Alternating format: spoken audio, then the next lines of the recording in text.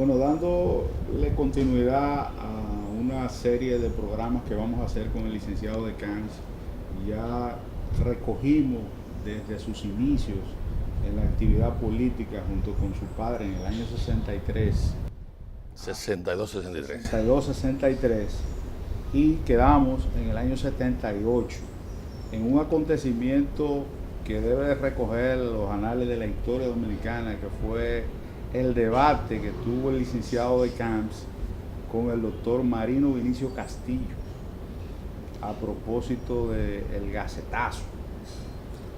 Hablen un poco a los amigos televidentes y sobre todo a esos jóvenes que no recuerdan ese acontecimiento tan importante para la historia dominicana.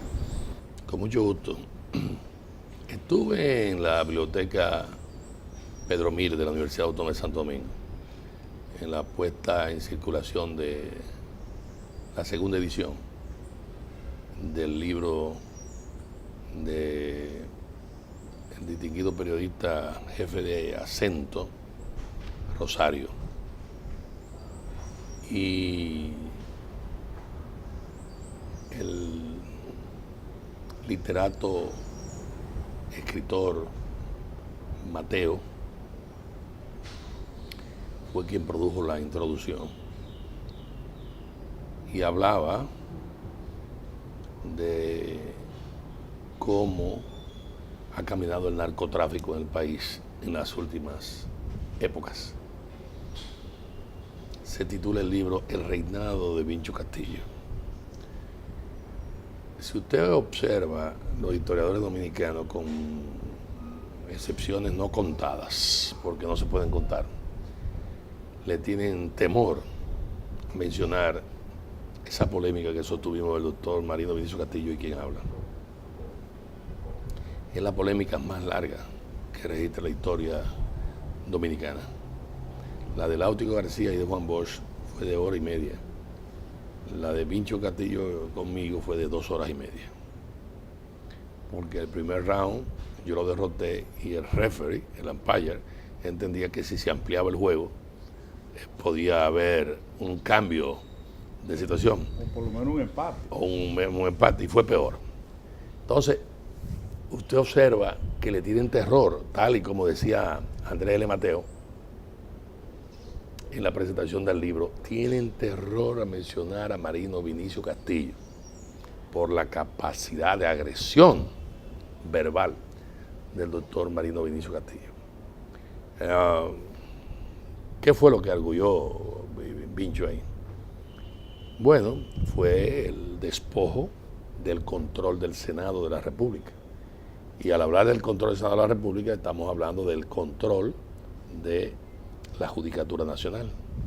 De la justicia. De la justicia. Y de las juntas centrales. Los jueces y la Junta. Sí, porque el Senado designa la Junta Central Electoral. Y Balaguer se prestó a eso, y para eso fue necesario despojar al PRD de 4 senadurías. Se sumaron también algunos diputados, pero lo más notable era eso. Yo advertí a don Antonio Guzmán de que eso se estaba haciendo, y se iba a hacer. Finalmente don Antonio aceptó el poder mutilado, muy convencido de su ejercicio como presidente de la República. Y bueno, ese control judicial impidió que se aplicara justicia en cierto sentido. Y esa fue una polémica sumamente interesante, que se inicia con el gacetazo. El gacetazo significa el cambio de la Gaceta Oficial, cambiando los resultados electorales, y esa acción obviamente es una acción muy censurable que registra la historia dominicana, hecha por malos dominicanos, y a la que obviamente se prestó el doctor Joaquín Balaguer Ricardo. Se puede decir que el gacetazo es lo que origina el borrón y cuenta nueva de don Antonio Guzmán, porque no tenía cómo hacer justicia si el control de la justicia estaba en manos del doctor Joaquín Balaguer. Sí, aunque don Antonio nunca habló de borrón y cuenta nueva, se le atribuye a Juan Bosch en el año 62 con el tema de los Trujillo. y el voto trujillista a favor del PRD en ese momento de el borrón y cuenta nueva. Pero es obvio que la justicia estaba en manos total del Partido Reformista. Había quedado el doctor Balaguer con el control de la misma y la verdad es que no se pudo hacer nada, aun cuando yo nunca he sido partidario de persecuciones. Una cosa es la persecución, otra cosa es la aplicación de justicia.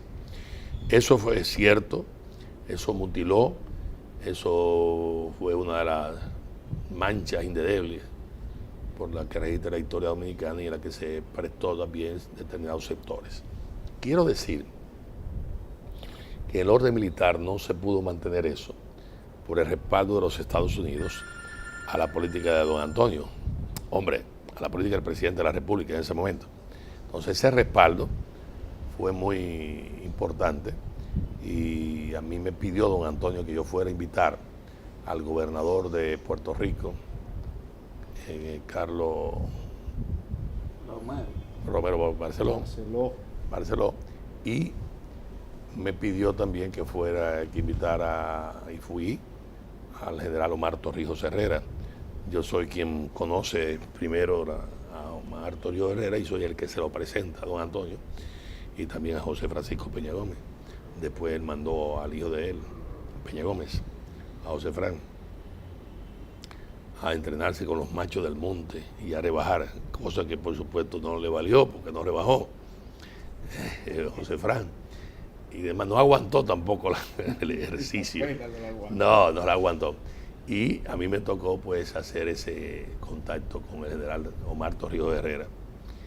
Pero usted tiene razón, de cierto modo se aplicó de hecho, aunque de nombre no lo citara don Antonio, una política de impunidad. Pero en esas elecciones usted era candidato a diputado por el Distrito Nacional. Salió electo. Yo fui candidato a diputado en las elecciones del 1974 y fui, en la que nos abstuvimos, Sí. y fui candidato a diputado en la de 1978. Mi turno lo cedí a una petición que me hizo Salvador Jorge Blanco para Carlos Pérez Ricard. Es decir, el orden de precedencia era muy importante en la elección y yo decliné la posición de primero y acepté el cuarto puesto que tenía Carlos Pérez Ricard.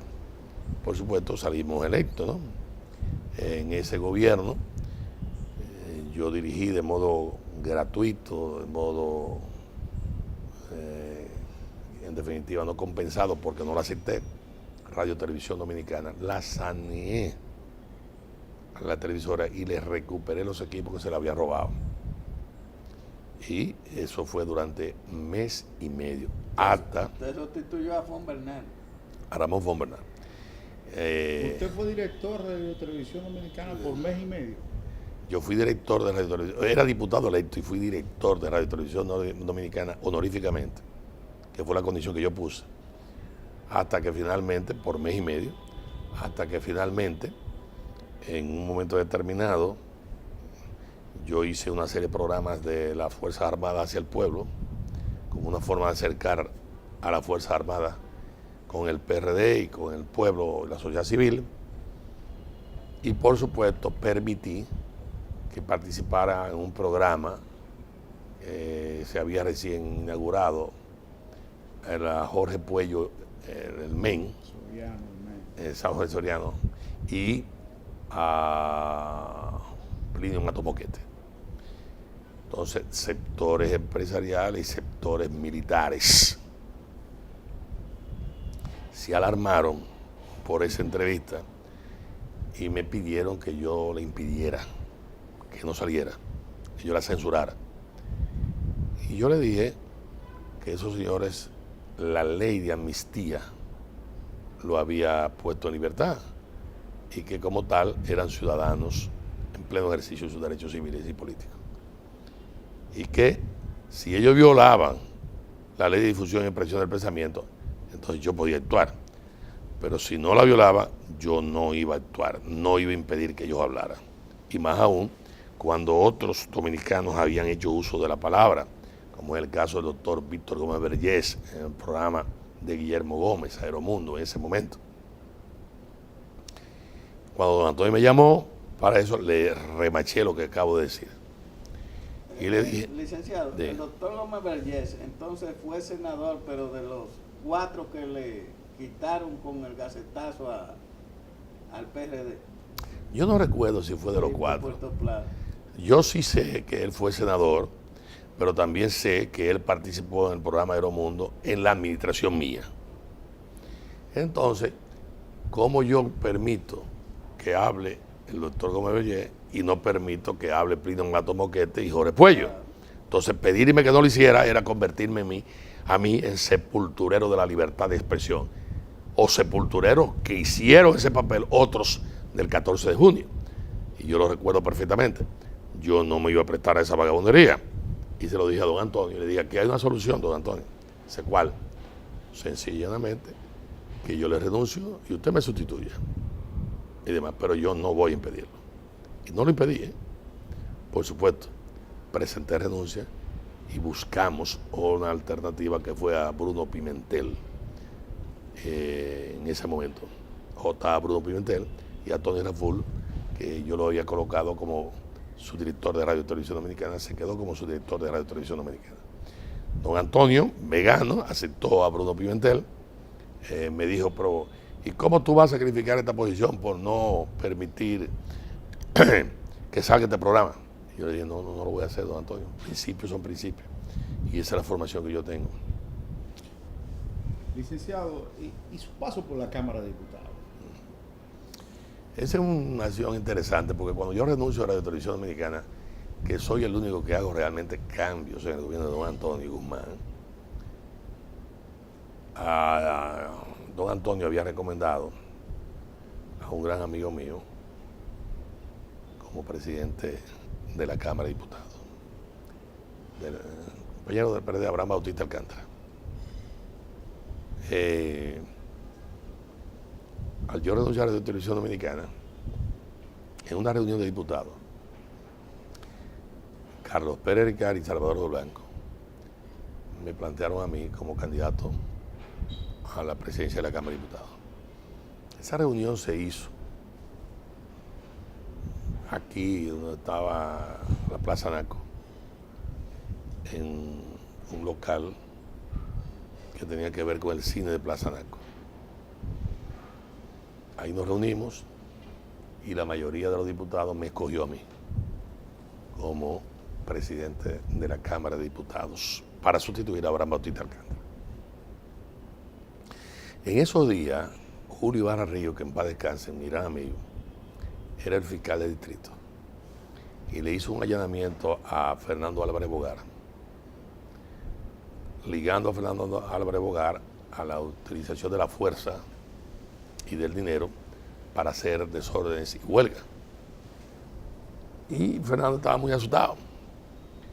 Y yo andaba con Peña Gómez, y Peña Gómez me dijo, ¿tú te atreves a acompañarme a mí a ver a Fernando Álvarez Bogar? Yo, ¿cómo no te voy a acompañar, Peña? Con mucho gusto. Fuimos a ver a Fernando Álvarez Bogar en la casa que hoy es de Monseñor Agripino Núñez Collado, que era de Fernando Álvarez Bogar, que él la vendió luego.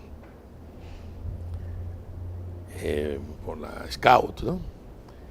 Y Fernando nos dice a Peña Gómez y a mí que don Antonio estaba haciendo contacto con Balaguer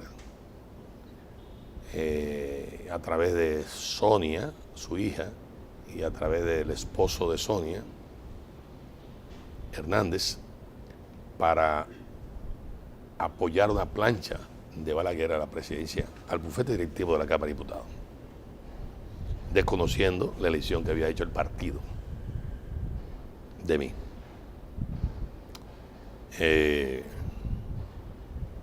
Eso fue así.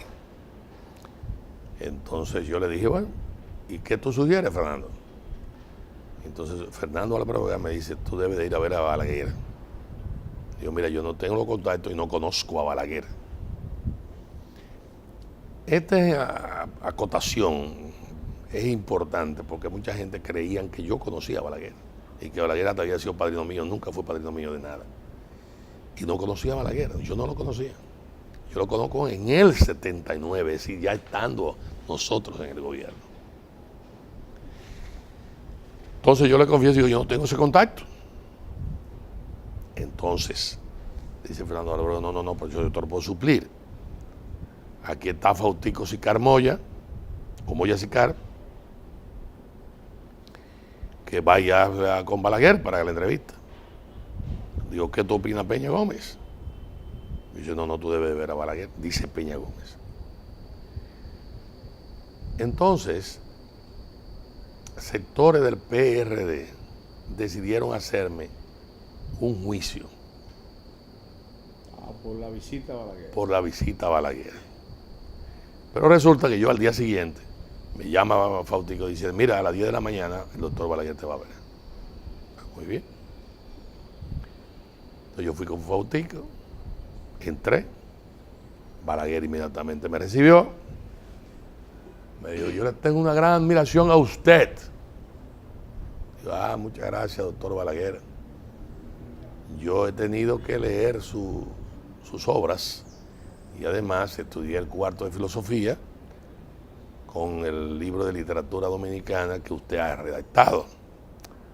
Sí, ese fue un libro que yo escribí rápidamente, dice el doctor Balaguer, y que tengo que revisar. Digo, no, pero es un gran libro, muy bueno, le digo yo. Y entramos en esas disquisiciones literarias con el doctor Balaguer. Cuando pasaron 25 minutos, yo le dije, mire doctor, voy a ser presidente de la Cámara de Diputados. Yo no vengo aquí a pedirle los votos suyos. Yo tengo votos suficientes para ser presidente de la Cámara de Diputados. Pero les voy a decir a usted lo siguiente. Yo voy a adecentar esa institución y hacerla una institución real. Y le dije algo más. Y usted va a tener el tratamiento como expresidente que merece su investidura. Y de nuestra parte no va a haber ninguna persecución política. Pero usted va a ser reconocido, el profesor Juan Bosch también, y todos los que han pasado por esas posiciones. Y le dije, entiendo que en el ejercicio democrático la independencia del legislativo es clave. Usted no la auspició, sino que siguió las actitudes de Rafael Leónidas Trujillo Molina.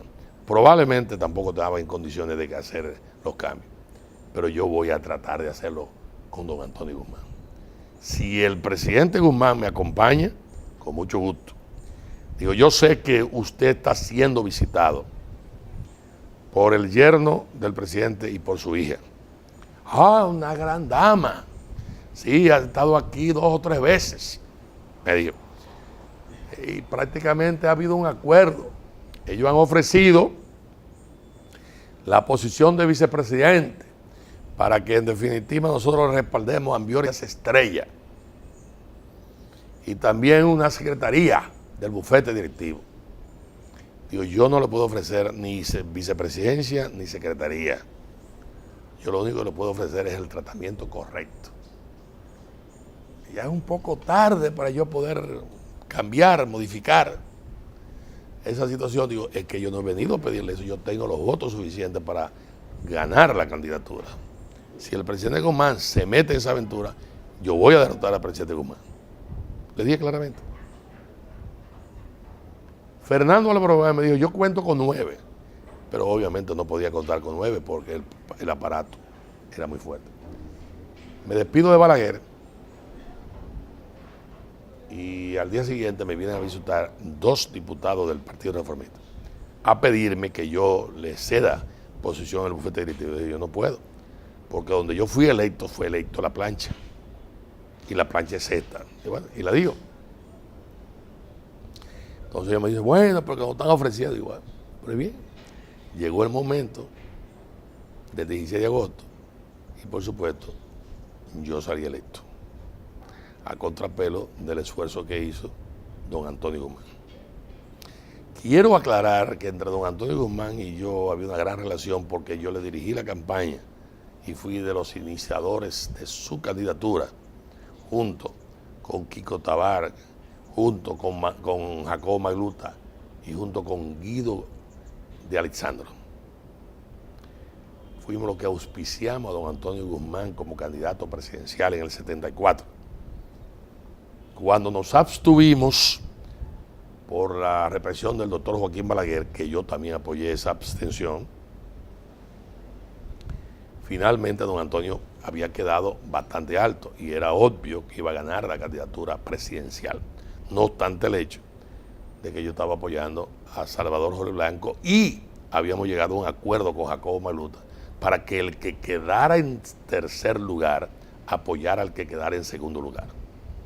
Por supuesto, Jacobo, que en paz descanse, llegó a un acuerdo con don Antonio Guzmán y dejó solo a Salvador Blanco. Entonces Peña Gómez planteó la fórmula de la compensación, dándole la presidencia del partido a Salvador Blanco, que a su vez lo postulamos como senador.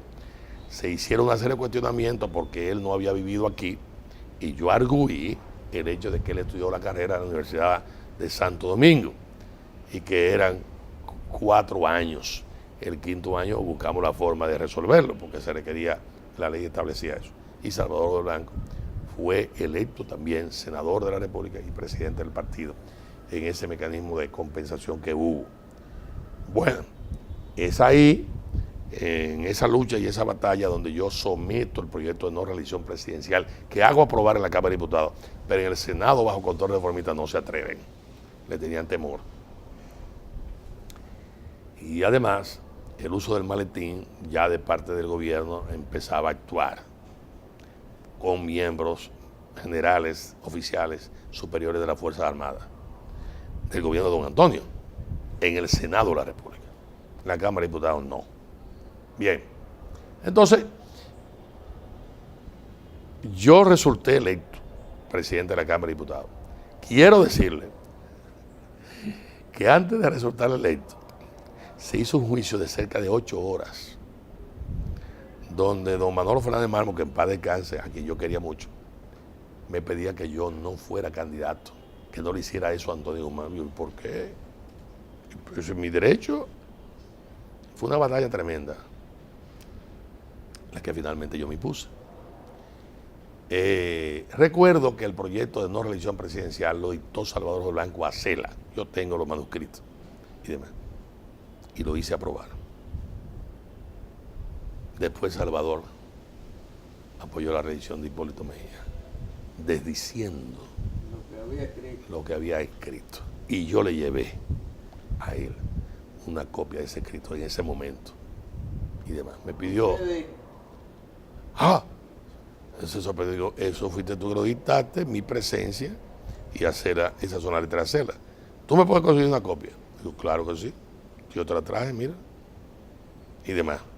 Pero en eso Hipólito ya había amarrado a Salvador Jorge Blanco y demás. Ese fue a raíz del acto que hicieron en el Palacio de los Deportes, donde le levantaron la mano a Salvador Jorge Blanco. Pero, digo, a Hipólito. Salvador Jorge Blanco le levantó la mano a Hipólito. Pero quiero también significar lo siguiente. Don Antonio, cuando empezó a dar los primeros decretos, no había designado su vocero en el gobierno. Yo soy el que lee los 20 y pico de primeros decretos, designando a jefe de la Fuerza Armada, funcionarios, etcétera, etcétera.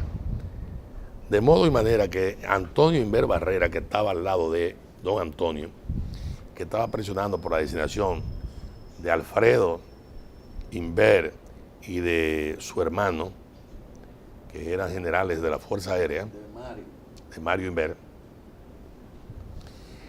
el decreto no estaba hecho. Y yo veo la presión que le está haciendo Antonio Inver a don Antonio Guzmán. Y le digo, don Antonio, le digo al oído, don Antonio, si usted quiere, yo le leo y le improviso los decretos. Porque lo único que tenía que sacar era el número, había llegado 16, bueno, pues decreto número 17. En uso de mi facultad de signo. Dice, sí. Digo, ¿cómo? Entonces él me dio a tal posición, jefe del cuerpo ayudante y jefe de la Fuerza Aérea. Y esos decretos no estaban escritos. Yo los improvisé. Por supuesto, después Eso se legalizó. de la que usted hizo. Después se arregló. No, ya quería. No, Eso es soluciones Exacto. a una situación de crisis Sí. que se puede producir en un momento determinado.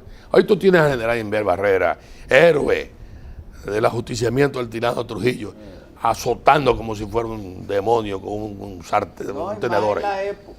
Es la época. Que no- Licenciado, Hey. ¿cuáles fueron sus principales aportes A la a Cámara. la Cámara de Diputados, usted siendo presidente? Bueno, usted ha sido diputado y es diputado y usted se ha beneficiado Bastante. de esa situación. Primero, el Congreso era un sello gomígrafo del Poder Ejecutivo y yo lo separo. Es decir, el Congreso asume el poder de independencia. Establecí muy buenas relaciones con el ministro de Obras Públicas del gobierno de don Antonio, Pepín. Y con él conseguí restaurar la planta física del Congreso. Llámese Cámara de Diputados y Cámara de Senadores. Que era un chiquero de vaca. Que era un chiquero de vaca. Perdón, eso fui yo. Todos los mármoles, O sea, la primera restauración que se le hizo al Congreso después de su edificación presidencia, la hago yo. la hizo la presidencia suya. Exactamente. Los mármoles caían en los carros y en gente y dañaban carros y demás. Los cambiamos, los mármoles. Fui al Palacio de Bollerar, que fue en épocas de la intervención haitiana, el Congreso Dominicano. Y ahí encontré un curul antiguo. Entonces lo traje y lo mandé a fabricar y a sustituir los curules. El curul es el buró, el escritorio, buró de francés. Y volví a darle el toque antiguo, la mesa de la Cámara que todavía existe y está ahí. Fui yo que la busqué en el Palacio de Bollerán y demás. Amplié el número de curules porque el crecimiento de la población así lo obligaba. Ampliamos el salón de sesiones. Salón de sesiones que yo conocía muy bien porque mi padre había sido diputado. Yo he oído en los corrillos del Congreso como que usted fue el que hizo el restaurante de los legisladores. No, ahora voy. Porque hay cosas más importantes que el restaurante. Yo soy el que hago un concurso y le pone micrófonos y grabaciones para grabar todas las sesiones y contrato a la Philips. Y entonces le pongo por primera vez y aún más le cubro eso al Senado de la República y le hago lo mismo porque el Senado no se atrevía en función de que era un Senado no reformista, sino vamos a estar claros, fue el bichazo que se produjo ahí y ya usted sabe bien, o gacetazo, fruto del gacetazo, es decir, donde se despojó al PRD de la mayoría. Soy la primera persona que establece la designación de comisiones y le monta oficina a 9 comisiones, por primera vez. Antes no existía el departamento de comisiones. No, comisiones, pero no tenían oficina. Y tenían esa... Los pasillos. Logré en una lucha terrible que tuve con el director de Renta Interna, que se opuso, Martínez Lavandier, y lo vencí. Bajarle la placa, que estaban en 1000 y pico, a 200 y pico. Mandé a la base aérea a fabricar 2 escudos con el título de Presidencia de la Cámara de Diputados y Presidencia del Senado. Se lo regalé al Senado de la República y se lo puse al carro de la Cámara de Diputados presidencial y al carro del Senado de la República. Ya aumentó el sueldo a los diputados. Por supuesto, Que eso era... por supuesto, le dupliqué el sueldo. Los diputados ¿Usted recuerda cuánto ganaban, era el sueldo? sí, 900 pesos. Y se lo dupliqué al doble. ¿Por qué? Porque don Antonio me estaba haciendo reuniones para destituirme. Y obviamente lo hacía en la casa del antiguo embajador israelita, donde hoy está el Acuario Nacional. Y ahí él hacía reuniones, fiestas, etcétera. Y entonces yo lo tenía penetrado con varios diputados. Y entonces el plan era destituirme a mí. Entonces yo, cada vez que veía a don Antonio, le digo, no se mete en esa aventura que lo voy a derrotar otra vez. Óigame, cuando yo metí el aumento de sueldo, don Antonio me lo quiso objetar. Y por supuesto, reaccionaron senadores y diputados a favor nuestro. Soy, disculpándole, la primera persona, después de la proclamación de la República, que le revisa el presupuesto y se lo modifica al Poder Ejecutivo. Don Antonio me lo vetó y le rechazamos el veto con las 2/3 partes. En la historia republicana yo soy el primero. O sea, usted es el primero que realiza la labor de, si se quiere, de construcción de un presupuesto de Así parte mismo del es. Congreso. Así mismo es. Lo fiscalizó con Así mismo es. Pero soy también la primera persona en la historia republicana que auspicia una interpelación de funcionarios públicos Así, ¿a quién fue que interpretó? Porrelo Reynoso. A Pedro Porrelo. Pedro Porrelo Reynoso, director de aduana en ese momento. Don Antonio no quería. Y yo dije, "Usted tranquilo, de verdad". Y también el primero que le rechaza 2 contratos al Poder Ejecutivo, que fue el de la telefonía rural por corrupción que había, don Antonio no quería, después se dio cuenta, y el otro fue el de una cantidad de tractores, creo que 40 tractores, que se habían traído al país sin haber hecho, con un préstamo del Eximbank, sin haber hecho concurso, y se lo tumbamos, los dos. Soy la primera persona que lo hace y lo asumo como tal. El Congreso, a raíz del ciclón, creo que Flora, el Congreso recibe la solicitud de poderes plenos. David. Tormenta David. Federico. David y Tormenta Federico. David Federico. David y Federico, Flora fue anterior. David y Federico. Entonces don Antonio pide los plenos poderes y nosotros auspiciamos, decidimos que no, porque era muy peligroso. Adiós don Antonio recién llegado, con todo su éxito y demás. Si en definitiva nosotros le dábamos los plenos poderes, hasta disolvía el Congreso. Pues vamos a hacer una breve Especulo yo ahora. pausa. Licenciado, una breve pausa y en breve regresamos.